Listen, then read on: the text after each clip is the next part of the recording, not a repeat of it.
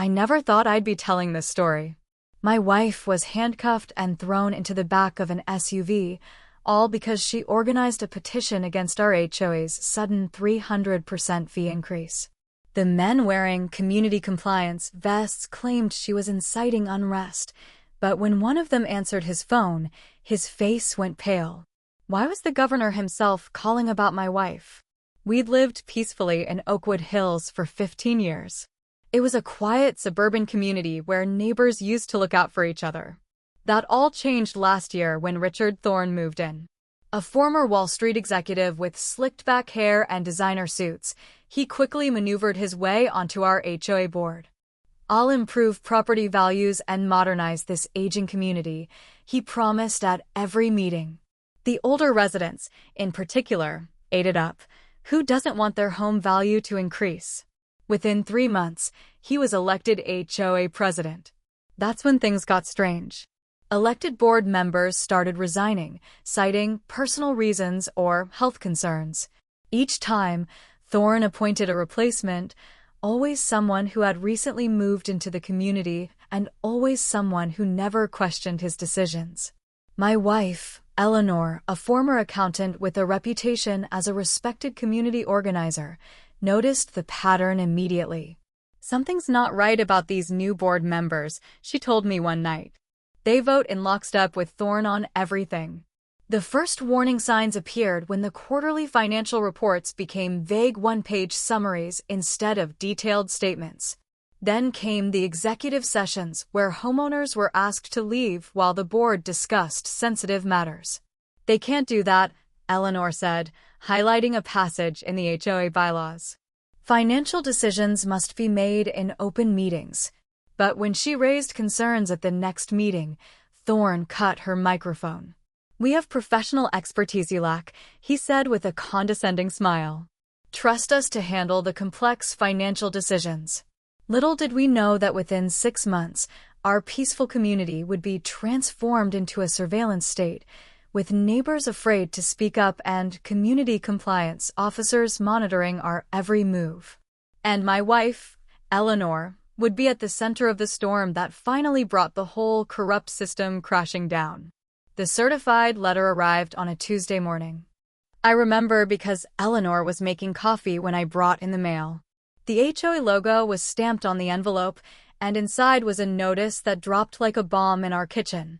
Effective immediately, monthly HOA fees will increase from $150 to $450. Eleanor read aloud, her voice rising with each word. "This adjustment reflects critical infrastructure improvements necessary to maintain property values and community standards." She looked up from the letter, her face flushed with anger. 300% without a vote? That's not just unfair, it's illegal. Eleanor immediately pulled out the state HOA regulations she'd been studying since Thorne took over. Here, she pointed to a highlighted section. Any increase over 20% requires a community vote with 2/3 approval. That was our first small victory, knowing they had overstepped their legal authority. But knowledge alone wouldn't stop them from collecting. I'll never forget the look on our neighbor Arthur Jenkins's face when he came over that evening. A Vietnam veteran living on a fixed income, Arthur had been in the community longer than anyone. "I can't afford this," he said, his hands shaking as he held his own letter. "If they push this through, I'll lose my home." Eleanor spent that night combing through what little financial information the HOA had provided. With her accounting background, she spotted irregularities immediately, vague line items for administrative fees that hadn't existed before, a new security initiative costing thousands, and consulting services with no explanation. The next morning, she drafted a formal request for detailed financial records, citing the specific state statutes that required transparency. She hand-delivered it to the HOA office, where Thorne himself happened to be present. "We'll take this under advisement," he said, not even bothering to read it. "But I should warn you, troublemakers don't fare well in communities I manage." 2 days later, Eleanor received a response. "Your request has been denied due to confidentiality concerns regarding ongoing vendor negotiations." That evening, while sharing this news with neighbors, we discovered everyone had received the same crushing letter about the fee increase. Elderly couples worried about dipping into their retirement savings. Young families calculated which activities they'd have to cut for their children.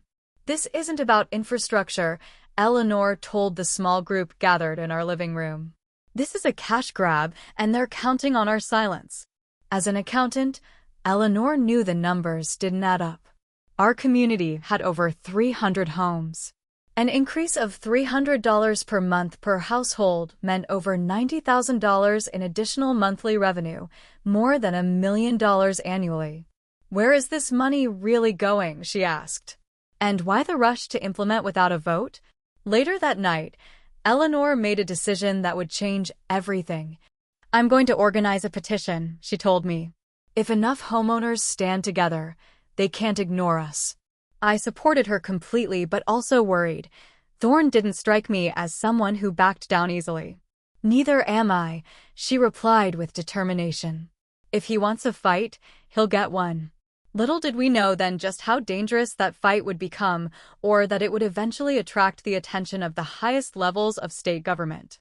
Eleanor's kitchen table became command central.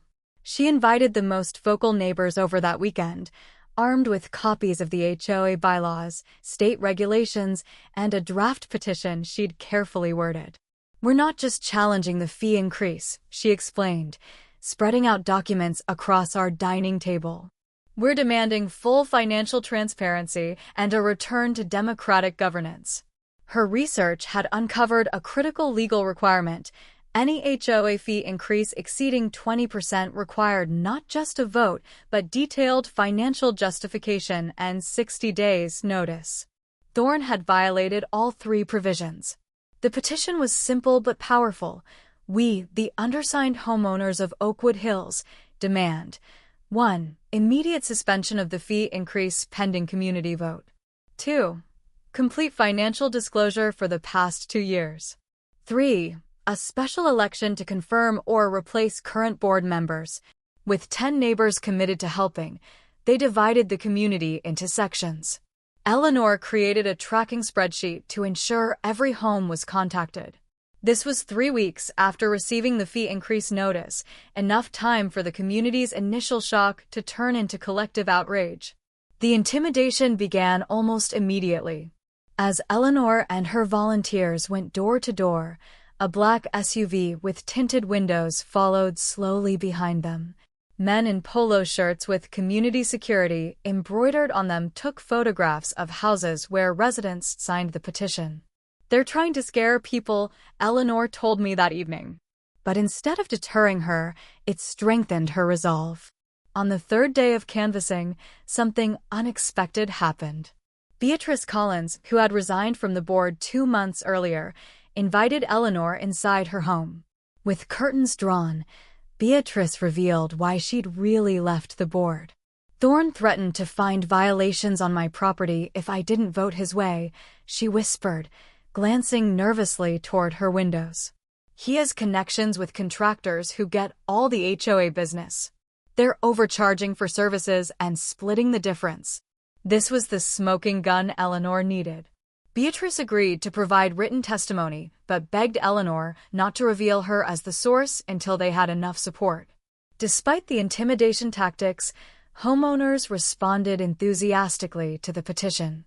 Many had felt powerless individually but jumped at the chance to act collectively. By the end of the first week, they had signatures from over 85% of the community. The momentum was building, but so was the tension. One evening, Eleanor noticed someone photographing our house after dark.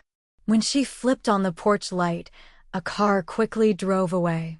"They're getting desperate," I said, concerned about the escalation. "That means we're winning," Eleanor replied.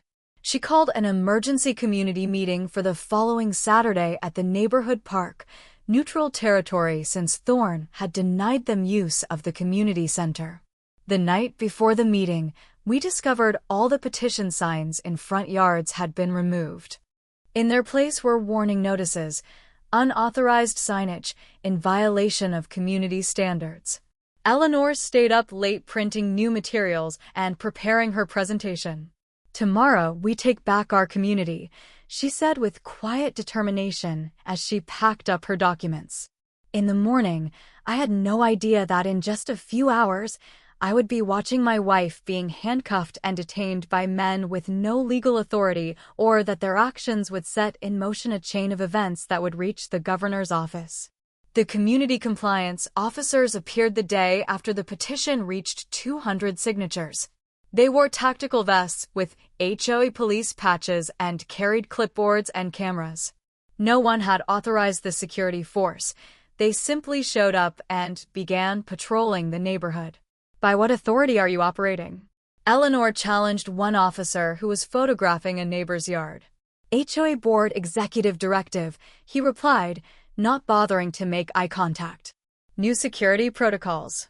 They targeted petition signers with ruthless efficiency. Suddenly, longtime residents with pristine properties received violation notices for unapproved landscaping, improper holiday decorations, and unauthorized gatherings when more than 4 neighbors conversed on a driveway. The fines were astronomical, $100 per day for each violation, with threats of liens against properties if not paid promptly. Eleanor documented everything. She created a spreadsheet correlating violation notices with petition signatures, proving the pattern of targeted harassment. The correlation was nearly perfect. 92% of petition signers received violations, compared to just 7% of non-signers. 2 days after we started collecting signatures, the incident that truly crossed the line occurred. I was at work when Eleanor called, her voice shaking with anger. "I just caught one of them in our backyard," she said. "He was measuring our fence with no notice, no permission." Eleanor had filmed the entire encounter on her phone. As she confronted him, her voice was firm on the recording. "This is private property. You have no right to enter without permission or at least prior notification." "I have authority from the HOA board," the man replied, visibly uncomfortable with the camera. "Show me the written authorization," Eleanor demanded. He couldn't produce any documentation and eventually left, but not before threatening, "This will be reported as interference with community standards enforcement." Eleanor uploaded the video to the neighborhood social media group, where it quickly went viral among residents. This was a clear violation of property rights that everyone could understand, regardless of their position on the petition. This small victory galvanized the community, but the backlash was swift. Anonymous letters appeared in mailboxes throughout the neighborhood. Continuing to oppose community improvements will result in further enforcement actions. Compliance is mandatory. Some neighbors began receiving late-night phone calls with no one on the other end. Cars with darkened windows parked outside homes of petition organizers. When confronted, the occupants claimed to be security consultants monitoring for community safety concerns. The intimidation reached its peak when Eleanor discovered a small electronic device attached underneath our mailbox. When a tech-savvy neighbor examined it, he confirmed it was a tracking device that recorded when mail was retrieved. "They're monitoring us," Eleanor realized. "This isn't just about fees anymore. This is about control through fear." Despite everything, Eleanor refused to back down. She documented each incident, filed police reports, and encouraged neighbors to install security cameras. As the community meeting approached, the pressure intensified. The HOA sent an official cease and desist letter claiming the meeting was unauthorized and potentially defamatory. Thorne himself called me at work, his voice oozing false concern. "Your wife is putting your family at risk," he said. "These activities could affect your home value and standing in the community. Be reasonable and convince her to stop this crusade." I simply replied, "See you at the meeting," and hung up. The night before the confrontation that would change everything, Eleanor and I sat on our porch, watching the now familiar security vehicle drive slowly past our house. "Are you scared?" I asked her. "Yes," she admitted. "But some things are worth being scared for." Saturday morning arrived with a sense of foreboding. Eleanor had prepared meticulously for the community meeting, organizing her evidence in a professional presentation binder, financial analyses, documented violations, testimonials from intimidated homeowners, and the petition with over 250 signatures. No matter what happens, she told me as she gathered her materials, make sure this information gets out. The community park was just a 5-minute drive from our house. Eleanor wanted to arrive early to set up, so she left ahead of me while I finished helping our neighbor Arthur Jenkins prepare his statement about the impact of the fee increase on veterans. I was just about to leave when my phone rang. It was Terry Evans from across the street. They've got Eleanor in the parking lot. They're putting her in handcuffs. I ran to my car, adrenaline surging. When I reached the park 7 minutes later, I saw an SUV with community compliance emblazoned on the side. Through the window, I could see my 40-year-old wife in the back seat, her hands restrained behind her. 2 men in tactical vests stood blocking access to the vehicle. One was on his phone, looking increasingly agitated. A small crowd of neighbors had gathered, many filming with their phones. "What's the charge?" I demanded, approaching the men. "Community disruption and dissemination of false information," one replied with rehearsed authority. "She's being detained pending a board disciplinary hearing."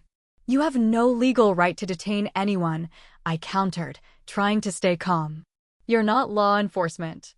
"We have authorization from the HOA board to maintain community security," he said, placing his hand on his belt where a taser was visible. "Step back, sir." Through the window, Eleanor mouthed, "Call Melissa," referring to our daughter's college roommate who worked at the state attorney's office. I stepped away from the SUV and immediately made the call, watching as more neighbors arrived for the meeting only to find the scene unfolding. "Melissa, it's me. The HOA security just handcuffed Eleanor and have her in their vehicle. They're claiming authority to detain residents. What should I do?" Melissa's response was immediate. "That's illegal imprisonment. I'm contacting the state attorney's office."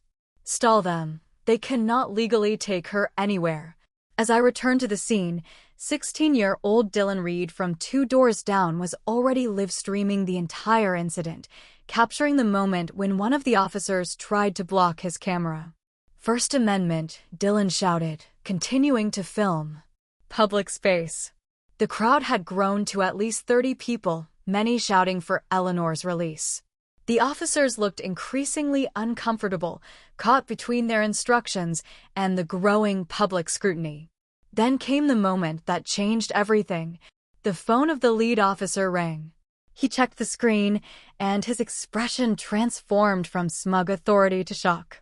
"Yes, sir," he said, his voice suddenly shaky. "I understand, but we were instructed by Mr. Thorne too." He fell silent, listening intently, his face growing pale. The neighbors continued filming as his confidence evaporated. The second officer looked confused, whispering urgently, "Who is it?" The first man covered the phone and whispered back words that someone nearby caught on video. "It's the governor's office." The community fell silent, watching this unexpected turn of events unfold before them. No one could have predicted what would happen next, but everyone knew they were witnessing something extraordinary. While the officer was still on his call, I explained the situation to the gathering crowd. "These men have no legal authority to detain anyone," I said loudly, ensuring everyone could hear. "They're private security contractors hired by the HOA board, not law enforcement." What I didn't share was what Melissa had just told me on the phone. The connections that were about to change everything had been forming for months without our knowledge. 2 years earlier, our daughter Lisa had roomed with Melissa Jenkins at State University. They'd become close friends, and Melissa had spent several holidays at our home. She now worked as a paralegal in the state attorney's office. What we didn't know until that moment was that Melissa had been gathering information for months as part of a statewide investigation into predatory HOA practices. When Eleanor began her petition, Melissa recognized our community's name from case files but couldn't disclose the active investigation. "Tom," Melissa had just told me, "Richard Thorne has done this before in 3 other communities." He's part of a pattern we've been tracking. The Attorney General has been building a case for months. According to Melissa, Thorne would move into upscale communities, get elected to the HOA board, replace existing members with associates, then implement massive fee increases. The money would flow to shell companies for services that were never performed or grossly overcharged. When homeowners can't pay the increased fees, they're forced to sell, often to shell companies connected to Thorne at prices well below market value. Melissa explained, but there was an even more powerful connection I hadn't known about until that phone call. Governor William Marshall had a personal stake in this issue. His widowed sister had lost her home to a similar scheme 3 years earlier, pushing her into financial ruin. Since then, he had quietly championed HOA reform, waiting for a case strong enough to create meaningful legislative change. Eleanor's meticulous documentation and community organizing had provided exactly what they needed: clear evidence of systematic abuse. The governor's office has been briefed on the situation, Melissa had said. They're reaching out to those security contractors right now. As the crowd watched, the officer on the phone became increasingly agitated, stepping away from the vehicle and lowering his voice. "Sir, we were just following the board's instructions. No, we weren't aware that was illegal." "Yes, I understand the seriousness." The second guard looked panicked, glancing between his partner, the crowd, and Eleanor, still handcuffed in the back seat. The first call ended, and immediately the phone rang again. This time, the officer put it on speaker, perhaps to share the burden of what was coming. "This is Governor Marshall," came the unmistakable voice that we all recognized from television. "Am I speaking with the individuals who are illegally detaining a citizen of our state?" The crowd gasped collectively. Someone whispered, "Is this really happening?" "Sir, there must be some misunderstanding," the guard stammered. "We're employed by the Oakwood Hills HOA for community security." "Let me be perfectly clear," the governor replied, his voice thundering through the speaker. "You have no legal authority to detain any citizen. Release Ms. Williams immediately or face charges of kidnapping and false imprisonment. State police are already en route to your location." In that moment, everything changed. What had been a local dispute had just become a state-level issue, with the governor himself involved. The officer holding the phone looked like he might be sick. "Yes, Governor," he said, his voice shaking. "We'll release her immediately." The second guard was already fumbling with keys to unlock the SUV door, his previous confidence completely evaporated. Furthermore, the governor continued, his voice clearly audible to everyone gathered, "Remain at that location. State police will need your statements, identification, and employment documentation. If you attempt to leave, you will be adding further charges to your situation." "We were just following orders from the HOA board," the first guard protested weakly. "Mr. Thorne assured us this was within community guidelines."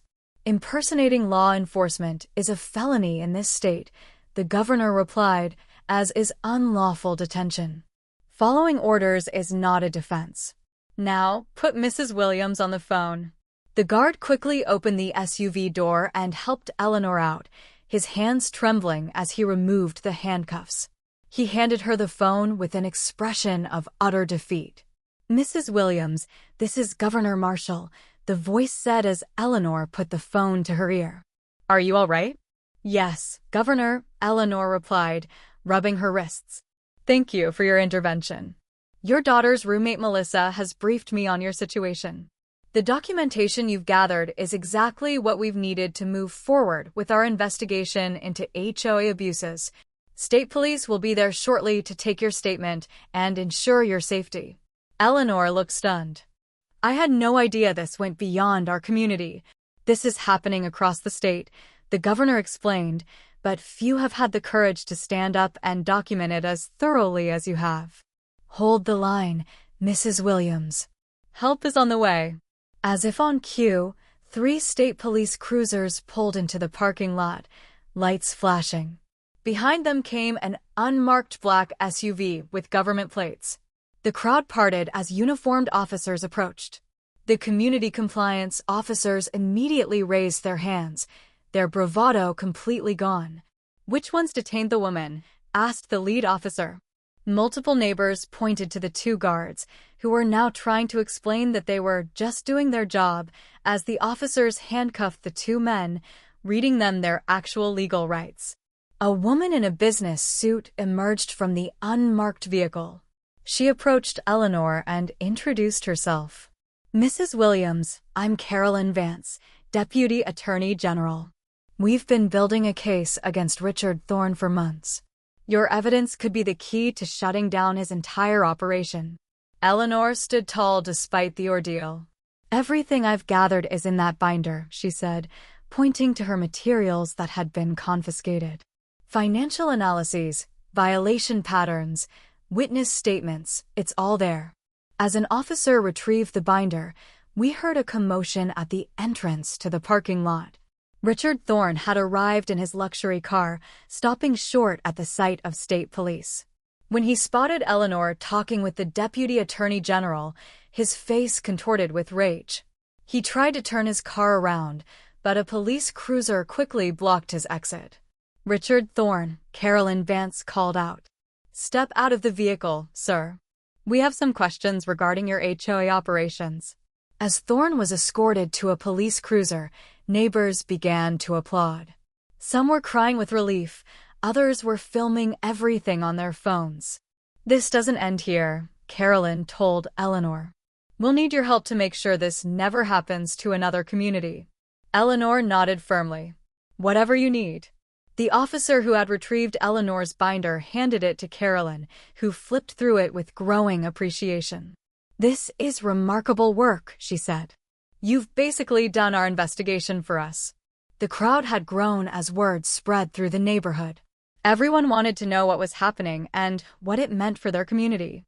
Eleanor, still shaken but standing strong, addressed her neighbors. "Today marks the beginning of taking back our community," she said. "But this is bigger than just Oakwood Hills. This is about preventing HOA abuse everywhere." As state investigators began interviewing witnesses, I embraced my wife, whispering in her ear, "I've never been more proud of you." What had begun as a simple petition against a fee increase had uncovered a web of corruption that went far beyond our neighborhood, and this was just the beginning. In the days that followed, the full extent of Thorne's operation was exposed through search warrants and subpoenas. State investigators seized computers and documents from the HOA office, uncovering a scheme more elaborate than anyone had imagined. Eleanor and I sat in stunned silence as Carolyn Vance walked us through their findings in our living room. "Thorne had been running this operation in 6 different communities," she explained, spreading documents across our coffee table. "He used shell companies with names like Premium Landscape Services and Elite Security Solutions to funnel HOA funds back to himself." The financial trail was damning. The sudden 300% fee increase wasn't going toward community improvements. It was being siphoned through a maze of fake companies, all leading back to Thorne and his associates. "In the 2 months since your fee increase, over $180,000 has been transferred to these shell companies," Carolyn said, showing U.S. bank statements. Less than 5% was spent on actual services. Even more disturbing were the tactics used to maintain control. The investigators discovered surveillance equipment installed throughout the community center, hidden cameras and microphones recording private conversations during events and meetings. They were gathering personal information to blackmail resistant board members, Carolyn explained. "We found files with private details about financial troubles, medical issues, and family problems. Those who couldn't be controlled were threatened with exposure." The community compliance officers turned out to be unlicensed security contractors, several with criminal records for intimidation and assault. They'd been hired not to protect the community, but to suppress opposition through fear. Most shocking was the discovery of a detailed target list of homeowners Thorne wanted removed. Eleanor's name was at the top, followed by older residents on fixed incomes and anyone who had questioned the board's decisions. The goal wasn't just financial gain, Carolyn revealed. They wanted to systematically replace specific homeowners with buyers connected to their network. Your community was being quietly taken over. We learned that Thorne had a partner in the county clerk's office who expedited property liens and foreclosure proceedings against targeted homeowners, bypassing normal legal protections. This explains why previous complaints to county officials went nowhere, Eleanor realized. The system was compromised. The state investigation revealed similar operations targeting retirement communities across the state, where elderly residents were particularly vulnerable to intimidation and less likely to mount organized resistance. Carolyn turned to Eleanor with genuine admiration. Your financial training helped you spot what others missed, and your organization skills united the community. Without your evidence, we might never have connected all these dots. That evening, as news vans lined our street, Eleanor received a call from Governor Marshall himself, asking her to meet with him the following day to discuss statewide HOA reforms. Your experience and documentation will be invaluable in drafting new legislation, he told her. We need to make sure this never happens again. What had begun as a local dispute had uncovered a sophisticated criminal enterprise exploiting governance loopholes to victimize homeowners across the state. The investigation was expanding daily, with more communities coming forward with similar stories. As Eleanor prepared for her meeting with the governor, we received an unexpected visitor, Beatrice Collins, the former board member who had resigned months earlier and had first tipped Eleanor off about Thorne's contractor connections during the petition drive. I should have spoken up sooner, she said, tears in her eyes. But I was so afraid of what they might do. You did speak up, Eleanor reassured her. And it made all the difference. That night, our neighborhood held an impromptu gathering in the park, the meeting that should have happened before Eleanor's arrest. But instead of presenting evidence of wrongdoing, neighbors shared stories of relief and plans for rebuilding their community. As I watched Eleanor addressing our neighbors, I realized that something remarkable had happened. A community that had been divided by fear was now united by a shared experience of standing up against corruption and winning. The system designed to control them had been exposed, and in its place, something stronger was emerging, a community that understood its power. Justice came swiftly. Within a week, an emergency court order froze all HOA accounts and removed the entire board pending investigation. Thorne and his key associates were arrested on multiple charges: fraud, racketeering, impersonating law enforcement, illegal surveillance, and extortion. The two officers who had handcuffed Eleanor faced charges of false imprisonment and impersonating peace officers. Their tearful confessions implicated Thorne in directing them to target community troublemakers. At the state level, the governor convened a special legislative session to address HOA reform. Eleanor was invited to testify before the committee, bringing her binder of evidence and speaking with quiet authority about the systematic abuse she had uncovered. HOAs were created to help communities, she told the legislators. Instead, they've become weapons that predators can use against homeowners with almost no oversight. The legislation that emerged was comprehensive and groundbreaking. Nicknamed Eleanor's Law by the media, it included mandatory financial transparency, limits on fee increases, prohibition of private security forces, term limits for board members, and criminal penalties for HOA fraud. In our community, an interim board was appointed by the court until new elections could be held. Their first act was to roll back the fee increase and refund the excessive payments to all homeowners. The community center, once the fortress of intimidation, was reclaimed as a true gathering place. Neighbors who had been afraid to speak to each other now worked together on committees to rebuild their community governance. Arthur Jenkins, the Vietnam veteran who had feared losing his home, was unanimously elected to the new board. Never again will anyone in this community be bullied or threatened in their own neighborhood, he promised at his first meeting. National media covered the story, broadcasting Eleanor's journey from concerned homeowner to catalyst for statewide reform. Other states began reviewing their HOA regulations, using our case as a cautionary tale. Perhaps most significantly, Governor Marshall appointed Eleanor to the newly created state HOA Regulatory Commission, giving her a platform to continue her advocacy for homeowner rights. The community that had once been divided by fear was now united in recovery and renewal. And it all began because one determined woman refused to be silenced when faced with injustice. When they put handcuffs on my wife for standing up against their greed, they thought they were silencing one voice. Instead, they awakened a movement. Remember this, in America, the power always belongs to the people, even against those who think the rules don't apply to them. Sometimes, all it takes is one person brave enough to say, enough to change everything.